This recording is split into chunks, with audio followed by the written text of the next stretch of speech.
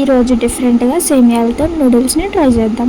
అయితే దానికోసం 2 కప్పుల సేమియాలను తీసుకొని ఉంచుకోవాలి. ప్యాన్ హీట్ అయిన తర్వాత 2 కప్పుల సేమియాలను వేసి 2 గ్లాసెస్ వాటర్ని వేయాలి. వాటర్ వేసిన తర్వాత కొంచెం సాల్ట్ కూడా వేసి ఒకసారి బాగా కలిపి 2 మినిట్స్ పాటు అవి ఉడికించాలి. ఈ విధంగా సేమియాలు ఉడికిన తర్వాత కొంచెం కొంచెంగా తీసుకొని వాటర్ లేకుండా సేమియాలను మాత్రమే ప్లేట్లోకి తీసి పక్కన పెట్టుకోవాలి. ఇప్పుడు 4 టేబుల్ స్పూన్ ఆయిల్ని యాడ్ చేసి అది హీట్ అయిన తర్వాత రెడీ చేసి పెట్టుకున్న వెజిటేబుల్స్ని తీసుకొని ముందుగా ఆయిల్లోని కాజును వేసి ఒక 2 మినిట్స్ పాటు రోస్ట్ చేయాలి. ఒక 2 మినిట్స్ తర్వాత కట్ చేసి పెట్టుకున్న ఆనియన్స్, కర్రీ లీవ్స్ వేసి ఒక 2 మినిట్స్ పాటు మళ్ళీ మిక్స్ చేయాలి.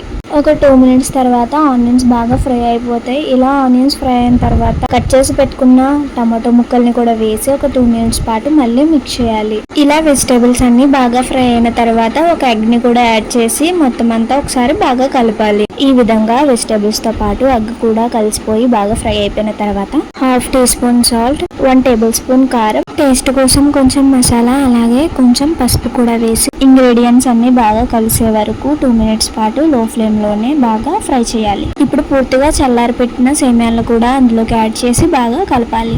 ఇలా 2 మినిట్స్ పాటు బాగా మిక్స్ చేస్తే సేమియా నూడిల్స్ అనేది రెడీ అయిపోతుంది. ఒకసారి మీరు కూడా ట్రై చేసి చూడండి. టేస్ట్ అయితే చాలా బాగుంది. నచ్చితే లైక్ చేసి కామెంట్ చేయండి. Thanks for watching. Do follow for more.